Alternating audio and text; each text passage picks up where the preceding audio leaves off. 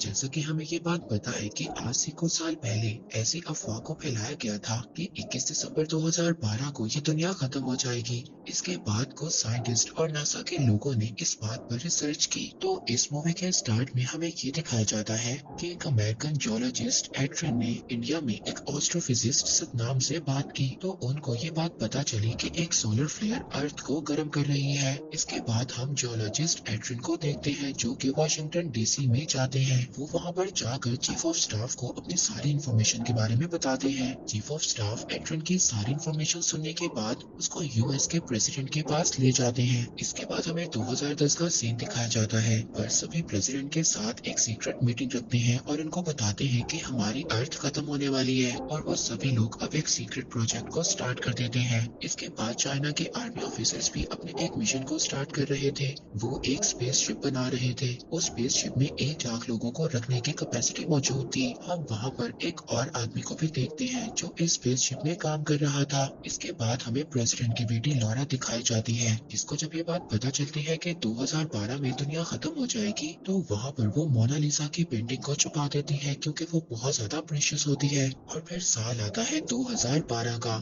यहाँ पर हम एक साइंस फिक्शन राइटर को देखते हैं जिसका नाम जैक्सन था। हम जैक्सन को देखते हैं जो जल्दबाजी में उठता है। उसने अपने दोनों बच्चों को कैंपेन पर लेकर जाना था। इसके बाद जल्दी से वो अपनी एक्स वाइफ के घर पर चला जाता है। इसकी एक्स वाइफ अपने किसी फ्रेंड के साथ रहा करती थी। अब जैक्सन अपने दोनों बच्चों को लेकर कैंपिंग के लिए एक पार्क में चला जाता है। वो जब वहाँ पर जाकर देखता है तो बहुत ज्यादा हैरान होता है क्योंकि वो अक्सर उस जगह पर अपनी वाइफ के साथ आया करता था और अब वो देखता है कि वो जगह बहुत ज्यादा बंजर हो गई थी। वहाँ पर एक तालाब भी था जो कि पूरी तरह सूख चुका था। अब जैक्सन वहाँ पर एक जगह ट्रेसपासिंग कर लेता है। वहाँ पर जाना कानूनी जुर्म था लेकिन जैक्सन वहाँ पर चला जाता है और अपने दोनों बच्चों को भी साथ ले जाता है। अब जैक्सन की इस हरकत की वजह से मिलिट्री के लोग वहाँ पर आ जाते हैं। वो वहाँ पर जैक्सन और उसके दोनों बच्चों को अपने साथ लेकर चले जाते हैं। तभी वहाँ पर हम एक और आदमी को देखते हैं जिसने दूर से दूरबीन के जरिए जैक्सन पर नजर रखी हुई थी। अब जब वो लोग मिलिट्री पहुंच जाते हैं तो वहाँ पर उसको जियोलॉजिस्ट एड्रिन मिलता है।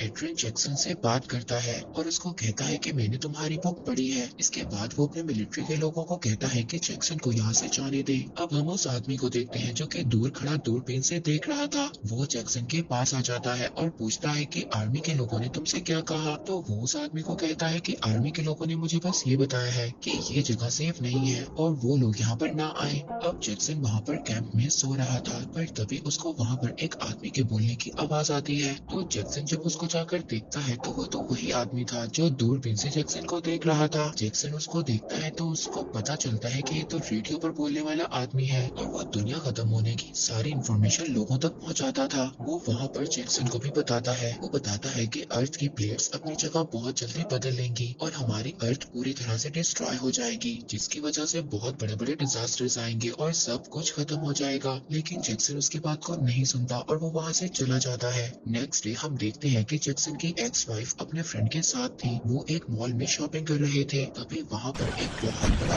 अर्थक्वेक आ जाता है। जैक्सन की वाइफ उसको कॉल करती है और कहती है कि बच्चों को लेकर वो जल्दी घर आ जाए। नेक्स्ट डे जैक्सन अब अपने बच्चों को घर पर ले आता है और उनको घर पर अपनी एक्स वाइफ के पास छोड़कर खुद काम करने के लिए चला जाता है। जैक्सन दरअसल एक बहुत ज्यादा अमीर आदमी का ड्राइवर था। वो उस आदमी के दोनों बेटों को एयरपोर्ट पर छोड़ने जा रहा था। तभी वहाँ पर हम देखते हैं कि कैलिफोर्निया में एक बहुत बड़ा अर्थक्वेक आ जाता है। जैक्सन जल्दी से गाड़ी में घर जाता है और अपनी फैमिली को लेकर उनको सेव करने की कोशिश करता है। यहाँ पर यह अर्थक्वेक इतना बड़ा था कि पूरा कैलिफोर्निया जमीन के अंदर चला जाता है।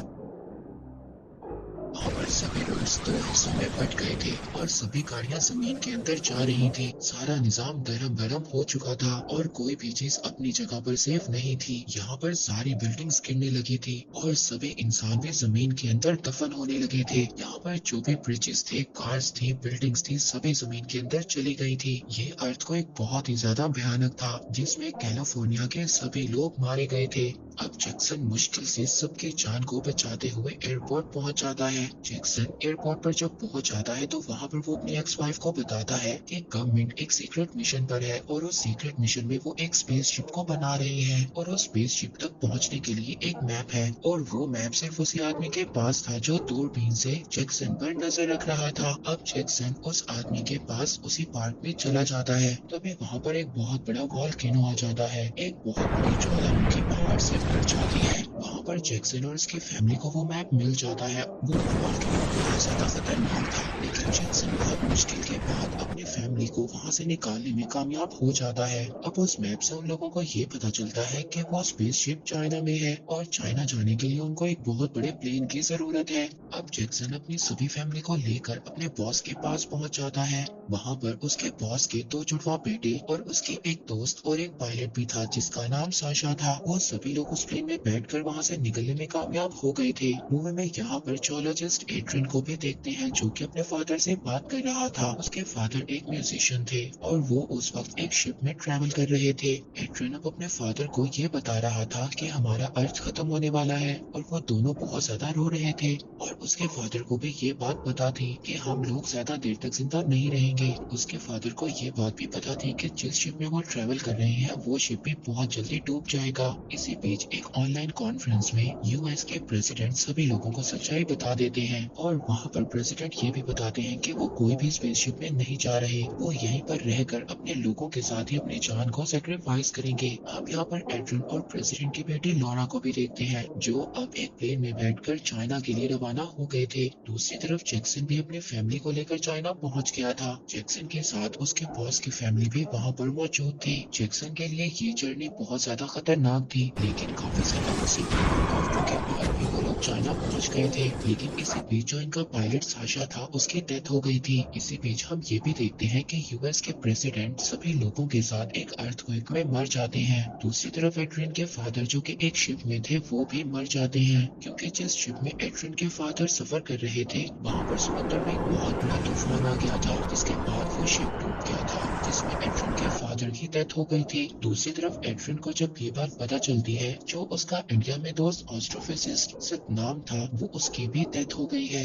अब एड्रियन को ये बात पता चल गई थी कि सभी लोग आहिस्ता आहिस्ता मर रहे हैं और वही लोग सिर्फ बच सकते हैं जिनके पास 1 बिलियन यूरो है और वो ये पैसे स्पेसशिप में जाने के लिए देंगे। ये सुनकर एड्रियन को बहुत ज्यादा बुरा लगता है। वो कहता है कि और ज्यादा लोग भी बच सकते थे, लेकिन जिनके पास सिर्फ पैसे हैं वही स्पेसशिप में जा सकते हैं। दूसरी तरफ हम देखते हैं कि चाइना की आर्मी वहाँ पर आ गई थी और जो जैक्सन के बॉस थे जिनके पास ग्रीन कार्ड था वो उनको उस स्पेसशिप में जाने की परमिशन दे देते हैं। लेकिन जैक्सन की फैमिली को उस स्पेसशिप के अंदर जाने नहीं दिया जाता क्योंकि जैक्सन के पास कोई भी ग्रीन कार्ड नहीं था। हम वहाँ पर उस आदमी को भी देखते हैं जो कि इस स्पेसशिप के मिशन में था। वो वहाँ पर अपनी मदर और अपने भाई को अंदर आने की इजाजत दे देता है, लेकिन जैक्सन की फैमिली को इजाजत नहीं देता। जैक्सन की फैमिली बहुत रिक्वेस्ट के बाद फिर वो उन्हें अंदर आने दे देता है, पर किसी को भी ये बात पता नहीं थी, इसलिए वो लोग एक सीक्रेट रास्ते से अंदर जा रहे थे। यहाँ पर और भी बहुत ज्यादा लोग थे जो इस स्पेसशिप में आना चाहते थे,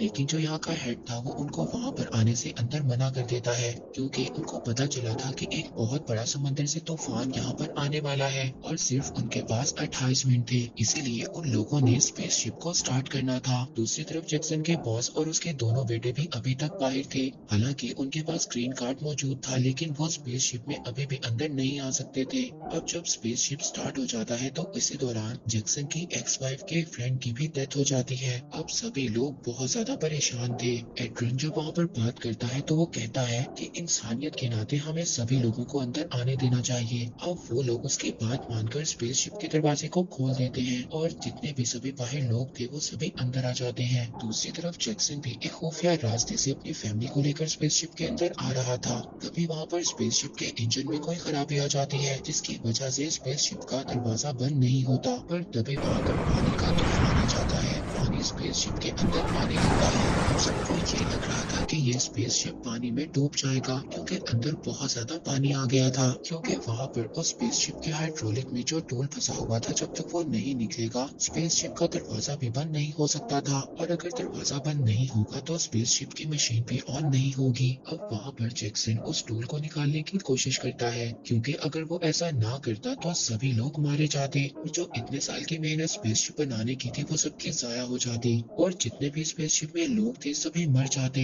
दूसरी तरफ पानी भी स्पेसशिप के अंदर आहिस्ता आहिस्ता आ रहा था। जैक्सन के पास अब बहुत थोड़ा टाइम था उस टूल को निकालने के लिए। जैक्सन काफी ज्यादा कोशिश के बाद उस टूल को इंजन से निकाल लेता है। इसके बाद वो स्पेसशिप चलने लगता है। बहुत ज्यादा स्ट्रगल और कोशिशों के बाद वो सभी लोग बच जाते हैं। दूसरी तरफ सारे दुनिया खत्म हो गई थी और सिर्फ इसमें कुछ ही लोग बचे थे जो इस स्पेसशिप में थे और वो सभी लोग बहुत ज्यादा खुश थे और फिर उन लोगों का एक नया साल शुरू होता है और इसी के साथ ये 2012 की मूवी यहीं पर एंड हो जाती है।